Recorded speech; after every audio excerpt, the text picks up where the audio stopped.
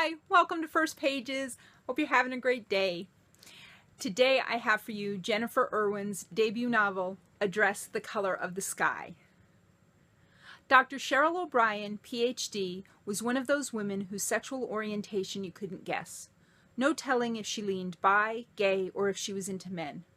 Sex consumed me. I pictured people doing it. To imagine Cheryl's face contorting an orgasm proved impossible, and that bothered me. No other option than to slump on the shrink sofa, wedge a throw pillar behind my back, and hunker down. The hem of my jeans hiked up. I tugged them and wished for one brand in size 26, long enough for my legs while pretending too short was très chic. One more thing I was pretending. How are things going with Nick? A dramatic press back in her chair. Last time we spoke, you were considering a trial separation. He moved to a swanky apartment. No idea where he's coming up with the money. A ringlet dangled over my eye. I studied its vibrant copper tone. Not sure where I fall in the lineup between me and the other woman. I obsess over everything about them. The neutral shade of my pedicure brought me a momentary pleasure. I rubbed my earlobe and pondered the unfamiliar calm deep inside me since he left. Elaborate. How she orgasms, moves, her preferred positions, the list never ends. He might be happier without me.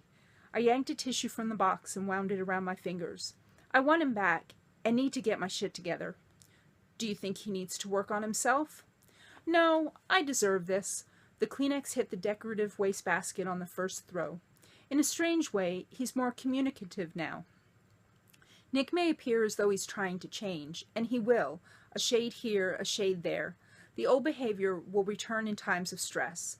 The concern is to find the source of what drives your compulsions. A pry into my soul, like a storm about to rip through the landscape. My shrink pulled a book from the shelf. Read this. The similarities between a sociopath and your husband may upset you. Do you think? The eerie, hollow-eyed face on the cover creeped me out. A combination of Freddy Krueger and the Phantom of the Opera. He exhibits sociopathic characteristics. Well, I am the one who failed at the most important commitment of my life. The inner demon flogged. Slut. Whore. My financial struggles in the marriage beat me down. A plethora of self-loathing doused the velour cushions. I don't deserve blessings. I'm quite adept at sabotaging. This goes back to your life before age 18. She dropped the bomb without pause. Consider an inpatient program. The problem is, I have a son and no time or money.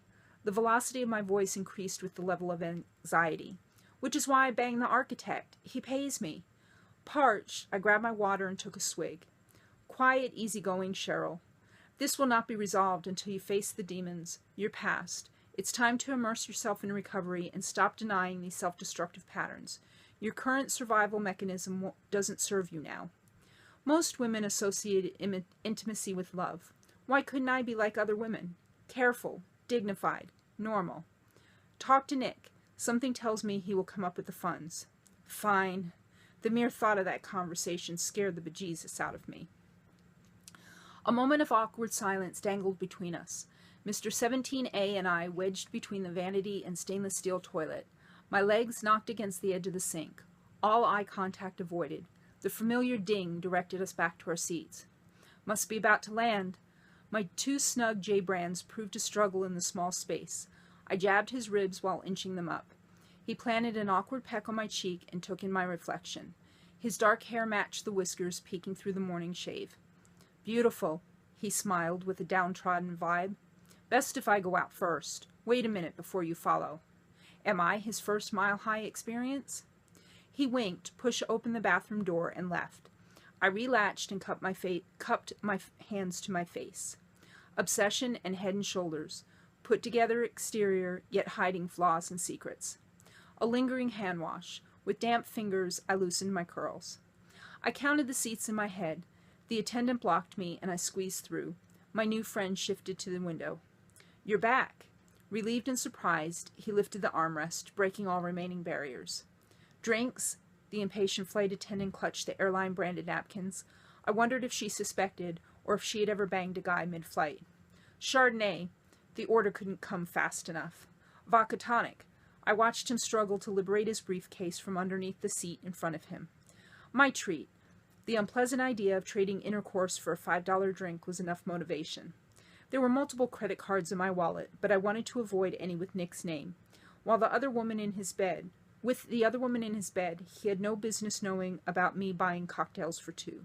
I removed the card without disturbing the platinum band resting inside. Prudence, she said. Uncommon name. Approved. Phew. A lime-skewered, unscrewed bottle, wine emptied. Are you traveling for work? I asked. Perhaps you wear business casual for shits and giggles? An analysis of his everything. In sales, travel a ton. Most flights aren't this exciting. A dried-up citrus wedge floated on top. Cheers. Two strangers clinked plastic. How about you? On an extended trip. I hoped he wouldn't ask any more questions. The Cartier tank adorned my wrist. It made me connect to my mother as if her energy radiated through the timepiece. Most of what she left me fell into the category of statement pieces. My taste tended towards delicate and didn't scream, I'm wearing jewelry. So you're on vacation? Well, no, I used to be married to an alcoholic. A half-truth. Nick was a bad drinker, but we were still wedded. My son is 14. Tell the mouth to stop moving. I'm on a much-needed holiday to engage in some soul-searching. Not sure what kind of soul-searching goes on in a drug treatment facility. I live in L.A., I blathered on. Never been to Arizona. Way too much about me for the hot guy in the window seat. What do you do? He asked. Green eyes glowed over the cocktail rim. Interior design. Fabric samples by the thousands, measurements, over-demanding clients, hammering nails.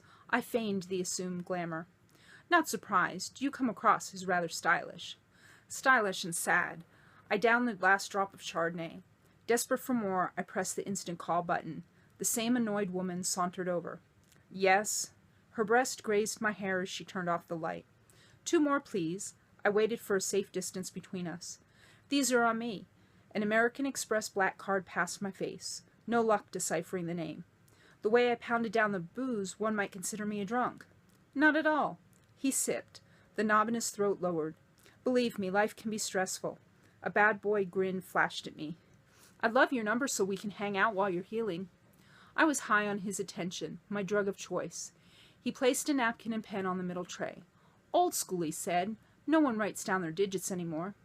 Out of habit, I wrote the first 3 of my number and the last 4 of Christian's. I'd learned the hard way to bang them and leave. Rubber-gloved hands collected our trash, a grim reminder of my failure to insist he use a condom. Place your seat in the upright position for landing.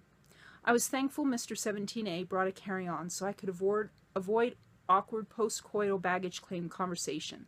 The illuminated overhead light went black, and I undid my seatbelt. Regret hit, and the cabin temperature elevated. My heart pounded as I walked into the airport in search of the driver or a Serenity Hills sign. The outer world disappeared. A sense of isolation and self-hatred overcame me. Naked and vulnerable, I needed protection. That was the beginning of Address the Color of the Sky by Jennifer Irwin. If you'd like to find out more about what happens to Prudence, her recovery, her relationship with Nick, go ahead and click the buy links in the description.